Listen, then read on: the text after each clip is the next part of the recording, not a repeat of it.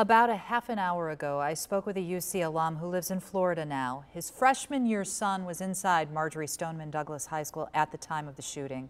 Matt and Garrett Schreiber joined us by phone. The conversation begins with Garrett, who said the shooting started after the fire alarm went off, something kids thought were strange because they had had a drill earlier in the day. I am so sorry you had to go through what you went through today. Can you tell me a little bit about what you heard and what you saw? Immediately, I just heard 5 to 6 gunshots, and everyone in the hallway just ran back to their classes. Your dad said you had had training at school in the event that something like this happened. Did that training come in handy? Earlier this year, we had a training like this where we all had to be quiet and shut the lights off, but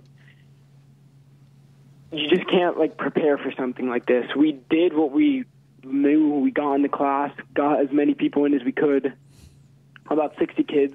We all got behind a desk. Everyone was piled on top of each other, just trying to stay safe. What did you encounter on your way out of the school? When the SWAT finally came, they took 10 of us at a time into a straight line. We were told to keep our arms on the person in front of us, on their shoulders, look straight ahead, don't look down, and just walk fast and don't look around. So once we got out of the building, we were told to put our hands on our heads and just follow the line of kids getting taken out of the school. When you left school, did you know at that point that there had been loss of life? Yes, I knew that there was loss, and there's a lot of people I know who got shot. There are people who you know who were shot. Yes, my friend's currently in the hospital right now in surgery. As a parent, it's kind of earth-shattering when you start learning about this. And unfortunately, it was almost instantaneous throughout the entire community. We just started learning about it in all different ways.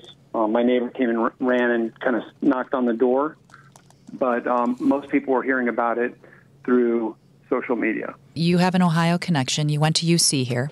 And what would you like folks here to know about what's happening there? I spent my time at UC and loved it. Cincinnati is a wonderful community, very much like every other family that's out there that's trying to raise their kids. This is the time to just embrace and hug your family. So this could happen in Cincinnati. It could happen in Parkland, Florida. It's surreal. It is a horrible thing for a family to have to go through.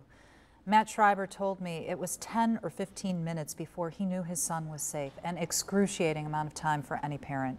Garrett finally was able to reach him by text, and Garrett told me going back to school is going to be so hard. We will keep you informed about any breaking developments in this story during this newscast.